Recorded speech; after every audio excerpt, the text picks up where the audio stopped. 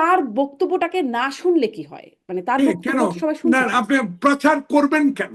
যে দোষী ব্যক্তি 100টা মামলার আসামি, যে ভারতে যে আশ্রয় নিয়েছে, সে অন্যায় ভাবে একটা দেশে, তারা তাদেরকে গণতান্ত্রিক দেশ বলে, কিন্তু গণতান্ত্রিক দেশে একটা স্বৈরাচারিণীকে আশ্রয় দেওয়ার পর সেখান থেকে কি করে হাউ এটা প্রচার অডিও করে বাইর করা হয় এবং এদেশে প্রচার হয়, সেটা গভর্নমেন্ট দেখা উচিত।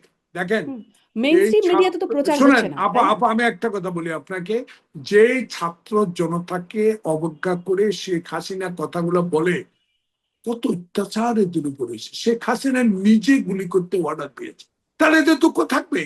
আমি এদের দু একটা সমালোচনা অবশ্যই করি, কিন্তু তাই বলে এদের যে কাজ তারা করেছে, যে জীবন বাজি তারা রেখেছে, সেই জীবনটা বাজি রাখার পরে এইসব শেখ হাসিনার ফ্যাক্ট কথা শোনার সেই আমাদের ইচ্ছা আর নাই, আমার ছাত্র জনতারও নাই। সে কারণে এইসব হবে এবং এটা হয়ে যাচ্ছে। এটা গভর্নমেন্ট না, গভর্নমেন্ট সেনাবাহিনী নামে দিল, কোনোদিন এটা থামাতে পারবে না। কেন এত অত্যাচার এত অবিচার এই ছাত্র জনতার উপর তারা করেছে? এটা দুঃখগুলো করতে পারে, হ্যাঁ, তাদের দু একটা কথা ভুল ভ্রান্তি হতে পারে, এরা ছাত্র, এরা যুবক, এরা সামনের দিকে আমাদের ভবিষ্যৎ।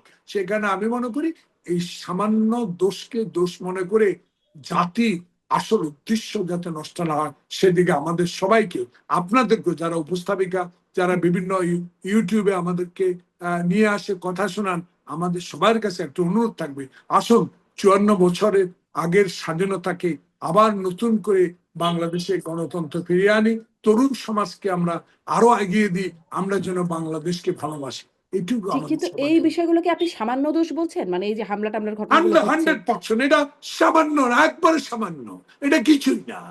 এটা তো একটা বিপ্লবের পরে যে অত্যাচার অবিচারের পরে 6 মাস সহ্যের পরে আবারও উস্কানিমূলক বক্তব্য দেওয়ার কারণে হচ্ছে, সামান্য না কি? শেখ মুজিবের বাড়ি কেন, জিয়াউর রহমানের বাড়ি যখন বেঙ্গা 80 তলা ভবন নির্মাণ করলো, শেখ হাসিনা হাসতে হাসতে বললো না বাড়িতে থাকতে পারছিস? ব্যারিস্টার মধুর চোখের পানি ফেলছে, রাস্তার ধারে রোজার দিন আমরা দাঁড়িয়ে রয়েছি, তার বুলডোজার দিয়ে বাড়ি ভেঙে দিয়েছে, তখন কি চোখের পানি আমাদের পড়ে নাই? তখন বৃহত্তর অন্যায় করার পর এটাকে আমি সামান্য অবশ্যই বলবো, কারণ যে শেখ মুজিবুর রহমানের স্মৃতি বিজড়িত বাড়ি ভাঙছে একটি মাত্র কারণ, শেখ হাসিনা বাংলাদেশে হাজারো মায়ের বুক খালি করেছে, হাজারো ছাত্র জনকে পঙ্গু করে দিয়েছে, আজকে বৈষম্য তৈরি করে বাংলাদেশকে অস্থিতিশীল করে তুলেছে, তারই বহিঃপ্রকাশে ইট বালু, এটা কিছুই না, সামান্য বলবো, অবশ্যই সামান্য বলবো। Thank you. রুহিন হাসান প্রিন্স, কোনটাই বলবো বলেন? আপনি আগেই বলেন। সব কথা। প্রশ্ন নাই কোনটা? আমার, ঘটনাটা কি আপনার কাছে খুব না সামান্য মনে হয় কিনা? না না না না, আমি এটা সামান্য মনে করি না, সেটা আমি আগেই আমাদের পজিশন বলেছি, আমরা শুধু না আমাদের বাম জোটের বিবৃতিতে পরিষ্কার বলেছি। কিন্তু এই কথাটা একটু মনে রাখা দরকার, আমরা যদি প্র্যাকটিক্যাল জায়গায় যেতে চাই, আমি কিন্তু ঘটনার থেকে সলিউশনটা খুঁজে সামনের দিকে আগাতে চাই। সেই বিবেচনায় মোটেই এটাকে আমি সামান্য ঘটনা বলছি না, বিশেষ করে গণ অভ্যুত্থানের 6 মাস পরে। কিন্তু মনে রাখতে হবে সরকারের যেমন দায় দায়িত্ব আছে, এই কথা ভুললে চলবে না।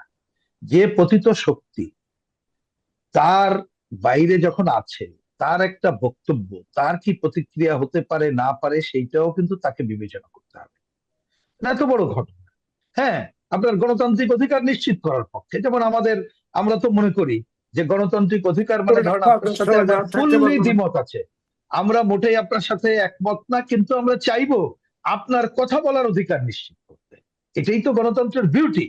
কিন্তু মনে রাখতে হবে, এইটা তাত্ত্বিকভাবে আমি বলতে পারি, কিন্তু একটা ঘটনার কতকগুলো সময় একটা ফ্যাক্টর, সেই সময় কতকগুলো প্রতিক্রিয়া আছে, সেই প্রতিক্রিয়া বিবেচনা করে যদি কেউ কথা না বলি আমরা, তার তো একটা প্রতিক্রিয়া হইতে পারে। এত বড় একটা ঘটনা, আপনার মিনিমাম যদি আপনি অনুতপ্ত না হন, আপনি যদি নিজের হত্যাযজ্ঞ এবং অন্যকে জায়েজ করার চেষ্টা করেন, তাহলে মনে রাখতে হবে অনেক সময় যে গণতন্ত্রের কথা বলছি, সেই গণতন্ত্র কিন্তু ভিন্ন রূপে আসতে পারে। এইটুক সবাইকেই মনে রাখা দরকার, আমি থেকে শুরু করে সবাইকে, যদি আমরা গণতন্ত্রের পথে যথাযথভাবে হাঁটতে চাই। কিন্তু আমি মনে করি দ্রুত আমাদের একটা আইনের শাসন ব্যবস্থা ফিরে আসা দরকার, এবং কোনোভাবেই আর যেন না ঘটনা ঘটে, এবং এই ঘটনার ব্যাপারে যা যা আইনগত পজিশন সেই জায়গায় নেওয়া দরকার, এবং বাংলাদেশে দ্রুত একটা নির্বাচনী পরিবেশ সৃষ্টি করে নির্বাচনের গণতান্ত্রিক ধারার মধ্যে আমাদের ঢোকা দরকার, এবং যার যার রাজনীতি আমরা করব, জনগণই সিদ্ধান্ত নেবে যে সে কাকে তার নির্বাচিত প্রতিনিধি হিসাবে ক্ষমতায় বসাবে এবং সেই প্রতিনিধিরা কিভাবে দেশ শাসন করবে নিশ্চয়ই। যদি ঠিক মতো না করতে পারে।